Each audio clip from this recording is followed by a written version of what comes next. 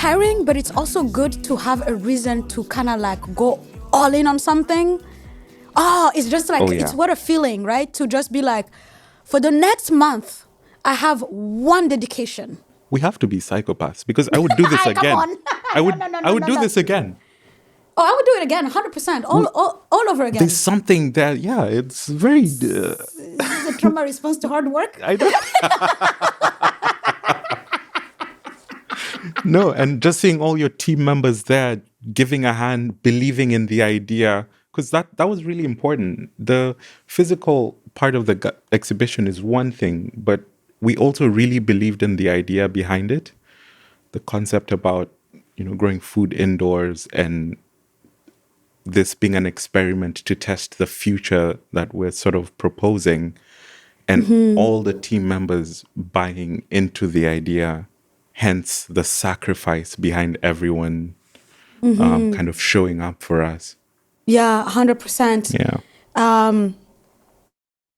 I mean, there is the people who actively worked on it with us. So we've already mentioned Alix, who is an industrial designer and like really, really helped us and led the construction and taught us so much in the process.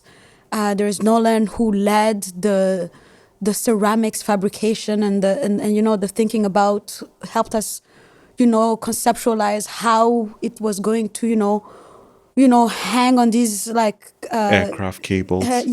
Just like, and just recognizing that it takes so much expertise to bring something together, and the humility to accept our own limitations in the process and know, hey, I am good at this.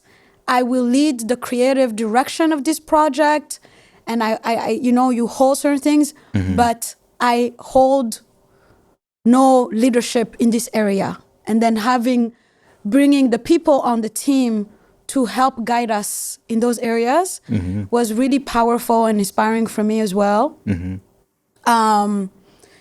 have the photographers who help capture and be able to share these things with the world so we can have that conversation piece.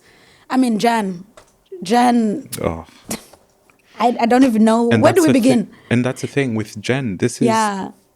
It was a masterclass in communicating. I keep hanging on to that. The art world is just so engaging with the public. I would argue a little bit more than architecture. Of course. Especially in the city we're in. And Jen had these abilities to take what we were saying and synthesize it with us as a group. And in that was a culmination of a really beautiful booklet that's available at the Or Gallery that details the exhibition. And to me, this was just, it makes me want to do more, to get into, writing about our ideas and how we communicate them to people, receiving feedback from people and engaging with community to really, go from grassroots to finalized design. Yeah, definitely. And I think I want to talk more now about, what are you hoping for the future of this work, not only as itself, how as it takes on life itself, but also how it affects your own career and practice moving forward? Yeah, that's a good question. From the tools I've gained in collaborating with a few people we have, I think I'm personally now really aware of different other places, different other professions that I need to engage with. I think gone are the days where the architect is the mad genius that comes up with everything. Those days never existed. It was all apparently a lie. They didn't. It was all a lie. Yeah, so I think there's a lot of work to be done from an industrial design perspective, from a tech perspective. This means there'll be a lot of research to follow this design. And I do think this affects architecture directly today I actually see the direct need from the responses we've gotten from this exhibition. And personally, I think I'd like to dedicate a bit more time to research this. It's sounding like I might be doing a PhD or Hey, look at it. Look at it. yeah, really, there's need to research this further. And for my personal profession, I've had an amazing chance to share this exhibition with some of my clients. And I think it did an amazing job in justifying some of the inbuilt planters I've proposed in the projects and the green roofs. So a lot, again, thanks to all the clients for trusting in us to realize some of these projects. And yeah, I think it has both an industrial implication and a research implication for me that I'd really like to pursue after this. Yeah, I mean, it has to be done. Yeah. I don't think that we really have much of a choice to not address these issues. Global food security is being threatened. Climate change is real. Droughts that are affecting our access to foods. The loss of indigenous seeds. It's a real problem that is so vast that can be tackled in so many different ways. And this is just our way of saying, hey, these are the tools that we have. This Exactly. is And I actually really appreciate our profession for that. I'm actually now recognizing how equipped we are with tools to act on things that impact us directly. So I think we could also touch on our journey to moving from corporate North America to starting our own practices, because there was a lot of unfulfillment, and every single classmate of mine I ran into is suffering with this. Just the complete departure from what you did in your master's degree to what you're doing in practice yeah. is completely different, especially in such a real estate heavy city like Yeah. Vancouver. Yeah. So personally, for me, it was really nice to step away from that and start a new foundation to build a structure where I can have some form of impact or a say so in the built environment. Yeah. You're doing the same, and maybe you can touch on that a little bit. Oh, of course. I mean, I also left my full-time job 2 years ago because of this reason of wanting my practice to engage beyond clients' work and more into like, how do we push boundaries? How do we experiment with this? Like, how do we have these big world issues that people aren't necessarily wanting to put money behind, but what opportunities do we have to still engage and to still push the thinking and to challenge ourselves and also just have fun. I just love being creative, right? So Right. to me, this has been so affirming, so I wouldn't affirming. have it. It's not easy. I wouldn't have it any other way. Yeah. And it led me to understand how, ruthless our industry is. And I use words like, like, Here we go. no. And I use words like, because it really felt like we were simply mercenaries when we were working in corporate offices where whoever comes and pays us to do something, we take that on very seriously and very gratefully. So whichever direction a client points you, you're really going into whatever they sort of propose. And it's a really nice thing to take a step back and reaffirm what values we're actually bringing to the built environment with all the news about the climate crisis and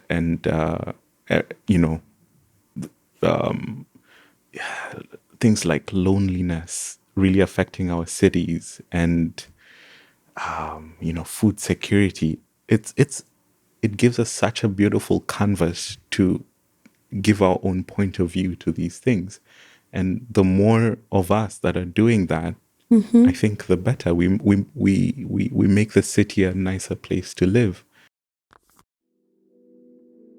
All right, I just want to take a moment to thank the Real Estate Foundation of BC for sponsoring this episode of Design Unmuted. The Real Estate Foundation of BC is a philanthropic organization working to advance sustainable land use and real estate practices in British Columbia. They do this by funding projects, connecting people, and sharing knowledge. Their grants support not-for-profit organizations working to improve BC communities and natural environments through responsible and informed land use, conservation, and real estate practices. They're particularly interested in land use projects that contribute to the upholding of Indigenous rights and title and racial equity and justice. You can learn more at www.refbc.com. Thank you for your support of Design Unmuted. Now, let's get back to it. Oh, of course. And we bring depth to conversation. Mm-hmm. You know, there is so much that we can offer, especially in our fields, without having to keep building things that are not well thought out. It's just like this building the thinking behind. If it just does one thing, which is to create critical thought for people to be like, hey, can this be done? Is this the right thing? Whatever that conclusion is irrelevant, but it's the fact that we must engage in the exercise of figuring out the best way. Oh, yeah. Right? So to me, in my practice, I want to figure out the best way. I'm just like, I've also considered a PhD, but I'm like, I don't know if I'm ready for such things again. Academia at arm's length.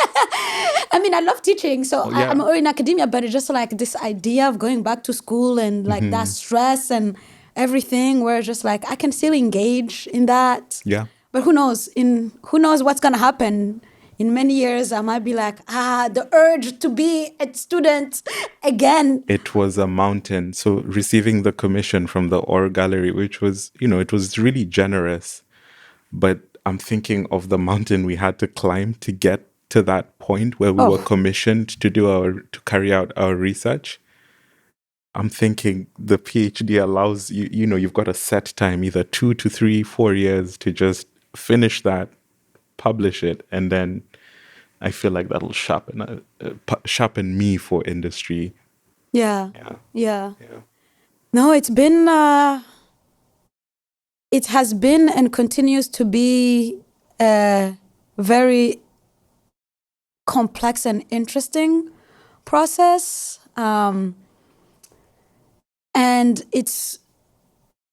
we have to talk about the opening night. That was wow. Oh, wow. Like to this day, I don't think I have the words to express like the way that community showed up and supported and were able to appreciate the work and the intention behind the work. Feels already like some sense of a victory. The victory lies in that community coming together. The engagement was beautiful. There was literally a line on the block, on the face of the block. Yeah, people couldn't fit in the. It was. It was a beautiful thing because I think I'd have been happy if 10 people showed up to the opening. This is what I was expecting. Before understanding there was 200 people there that night. Which is quite insane. And, it's a very meditatory kind of, it's a very intimate style exhibition where the Or Gallery is typically very small. So we're hoping for maybe 2 to 3 people to go there at a time. We're thinking of it as an indoor park. So you walk off Pender Street and you sit in this very quiet room where you hear the water dripping from the plants.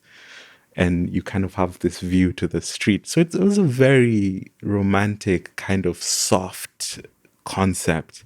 And seeing 200 people in there touching the wall, the kids running around the little water pan, and all our collaborators sort of celebrating that 2 weeks of insane work was really 2 beautiful. weeks, 2 years, please. 2 years of insane installation, you know. Oh yeah. Yeah.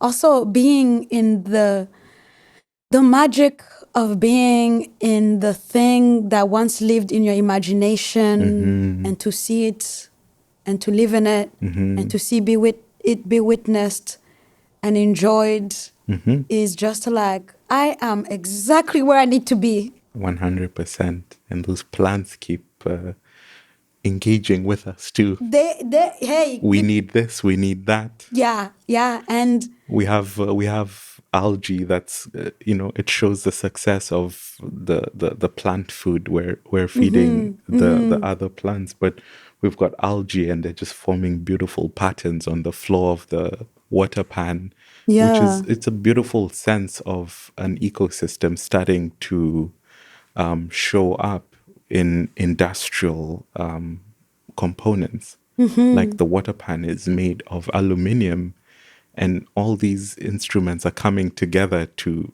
sort of host a new living. It's almost like we want to see fish in there at some point. Oh my goodness. Yeah. I mean, we had a habitat, created a habitat downstairs, and Yeah. there was life that was emerging. And it's very interesting because it's not natural. We're not trying to be natural. We're trying to sustain the nature in there. So it's very contemporary in that sense, and we're of course budget constrained throughout the way. So a lot of the elements you see in that space needed us to engage with community and industry also believed in us, which is why we had. Yeah, I mean, also the creativity in being able to resolve and put it together within limited resources. That's key, right? We didn't have a whole lot of resources to put it together. So we were just like, okay, well, how do we do this? How do you do that? And then like everybody came through to help us. Everybody put something in to be able to help us realize this project. Yeah. And Everybody who is in that acknowledgement has contributed in more than one way, not only just through their labor, to bring this. So I just want to give everyone a big shout out. Big shout out to everybody who came to support us on the opening night, who continues to support. I just want to invite anybody who might be in the city to go to the Ore Gallery. It is at 236 East Panda Street in Chinatown. And anybody who isn't in the city, go on the Ore Gallery website. You can do a virtual tour and hit us up. I'm on Design Unmuted, and you want to share your Instagram handle so people can... Yes, my Instagram is KAGVRV. Perfect. And so like if you want to talk to us more,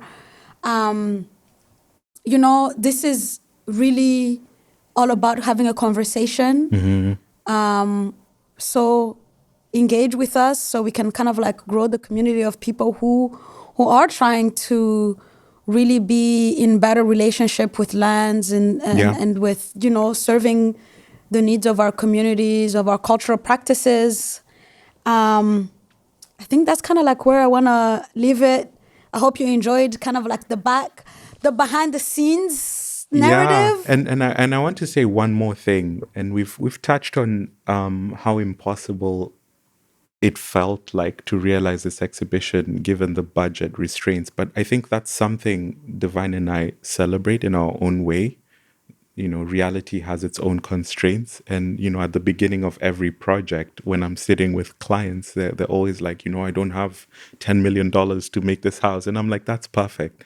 There's an inherent belief in Vancouver that to get good design, we need to be extremely rich. We need a lot of money, which really is not the case. And in that conversation, there's a missing middle through which you and I seem to be hitting it with this installation. So what you see is not a multi-million-dollar installation. It's a very modest attempt with, dare I say, good design, because the plants are a lot more happy now. And we're learning. We're learning how, the second iteration of this would be different. Yeah. From all the learnings we've had, And also want to say that these things we're trying to actually, it's not just in theory, we're trying to bring them out in community. So we're working with Rise Up Cafe and like really trying to think about, could we grow enough food that could sustain the supply of specific foods, cultural foods that could be used towards the preparation? Exactly. And then the community gets to enjoy all of that. And so stay tuned. We're going to have a conversation at Rise Up in the future. Yeah. I mean, the conversation on this can't end. So this is, we will continue on. We will continue coming and sharing as the life of the project evolves in whatever direction that will be. Yeah. But just wanted to give you the back end and get you to like engage with us. What are your impressions? What are your aspirations? Are there opportunities for collaborations that you see? Just to like hit us up. And Colin, thank you for coming on. I'm excited for people to like hear this and also learn more about you and, find some collaborators who are in alignment. Absolutely. And thank you so much for this platform, Divine. And I really congratulate you for this. This is really leading in a good way. Thank you. A platform where we can actually talk about these issues. So thank you for having me. Thank you. It is my pleasure.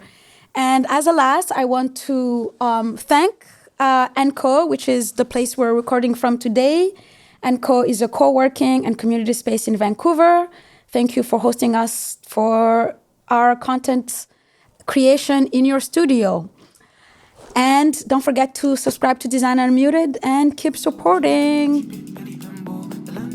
I hope you enjoyed this episode of the Design Unmuted podcast. Please share this with someone who you think might find this valuable. Don't forget to subscribe and support at remeshadesign.com/designunmuted. You can follow me on Instagram at Design Unmuted to stay up to date with all the things I'm working on.